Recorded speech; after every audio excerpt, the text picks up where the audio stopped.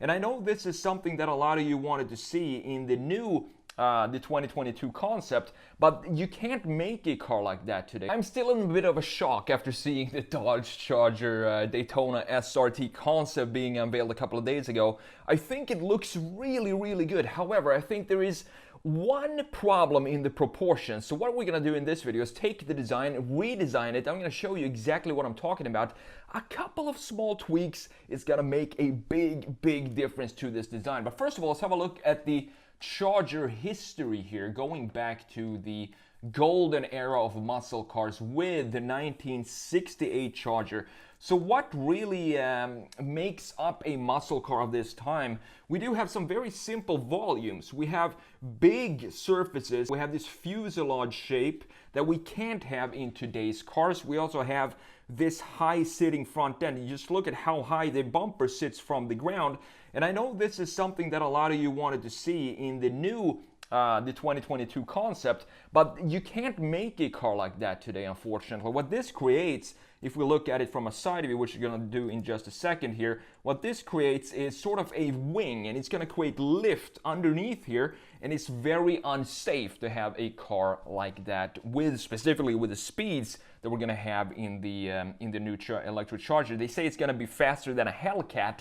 So we definitely need to bring the front end down, and I think they made a fantastic job with that. So looking at the 1969, the big change is how you can differentiate the 69 from the 68 is that we have this separation in the grille. And if I were to pick one of these, I think I prefer the 68 because it has this line going from the hood that we have in the 68 as well, but in the 69 it goes into and continues into the grille. So we have a connection in the grille with the line in the hood, and I think it looks really good. Another Charger of the 69 is the Daytona right here. You can see just the massive wing that we have on this thing, and that makes me wonder, what if we put a wing like this on the new Charger Daytona Concept? I think it would look pretty sick, but at the same time, the new Charger Daytona still has a wing, but it's not in the rear, it's actually in the front. So the wing sits right here and has a big air intake going in there and creating downforce in the wing. I had to pop in the Challenger, the 1970 Challenger here, because this is one of my favorite muscle cars of all time. I think it looks so athletic, but at the same time, very muscly, and I love this front end. As you can see, the new Challenger is very much inspired by this front end here. So let's have a look at the side view before we jump into the redesign and talk about what the problem is that I have with the new Charger Daytona. So up here we have the original Charger, as you can see, beautifully done. Classic lines, timeless proportions. This is a design that's just gonna become better and better looking over time. And we have this thick C-pillar, as you can see, classic muscle car design. What I don't like about I think the 71 Charger, they changed this greenhouse to go up like this. And they also added a lot more mass over the rear axle. I don't like that design as much as I do the earlier Chargers, and also if you look at the rear end, the taillights and the graphics become a lot more complicated in the 71, 72 Chargers. So for me, my favorite era of Chargers is definitely 68 to 69. Let's have a look at the concept here. I know that they tried to fit 4 people comfortably in this concept, and that means that we need to play around with the greenhouse here, as you can see. But in my opinion, I think it stretches too far back, and I want to remove a little bit of this mass here to move the B-pillar or C-pillar forward just a tiny bit, and I think that change is going to change the overall perception of this car. But looking at it from the front view, I think they nailed the front. And here we have this wing that I talked about. We have the intake going in here, air going in here, then they shoot up right here, and you also have this power dome in the hood, even though there is no engine underneath. And it also has a pretty interesting sound to it. I'm not sure if I like the sound of this thing. I do appreciate the effort that Dodge put in to have some sort of sound in it, but I want the sound to be connected to something mechanical or something actually happening underneath the surface, and not just be a manufactured sound of just the throttle. So let's have a look at the rear, what we're gonna do here. So here you can see that it still has some sort of bubbliness to the rear end, specifically this area. So this is what I'm gonna change. I'm Gonna remove some of the mass here. But what I like about this design is that Dodge is showing everybody you can still make an efficient EV. It doesn't have to look like a blob. And even if I were to lose, let's say 10-15 miles of range,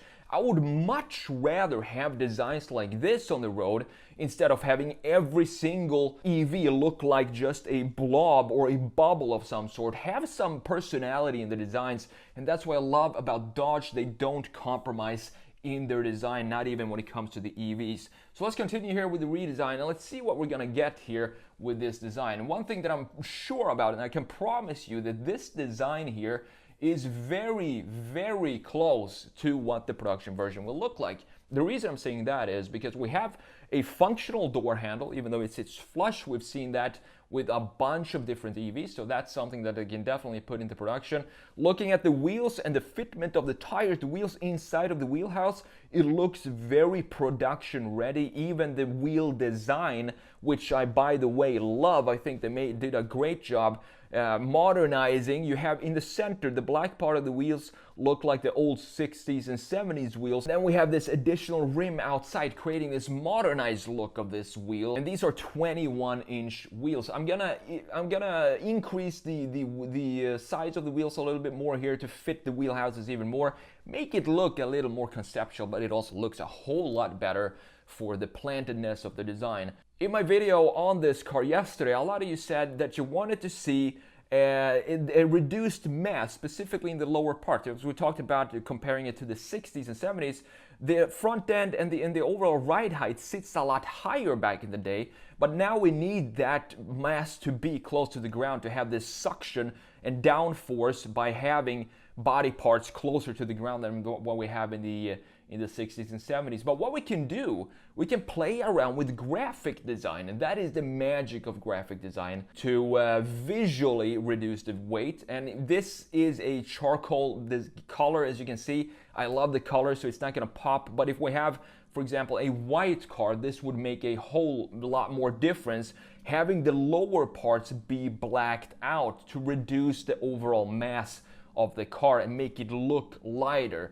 Now looking at the greenhouse, just moving it forward a couple of inches will help this design, and I think it will be a perfect modernization of the original 60s and 70s Chargers. But I do understand why they did this, obviously, because they want to have 4 people in here comfortably. 2 doors, yes, that's fine, but having that little bubble stretch out further back, it's going to allow for enough headroom in the rear for the rear passenger. So I do understand why they did it, but if I were Dodge, I would put out a proper 4-door Charger and also a 2-door Charger that doesn't necessarily prioritize the rear passengers as much as the 4-door, obviously, and that design could look something like this. I think it looks so good, this car overall, just the concept as it is, but having these small changes made to it, I think it just sets it off the edge and makes it one of the coolest looking EVs I have ever seen. And I hope Dodge continues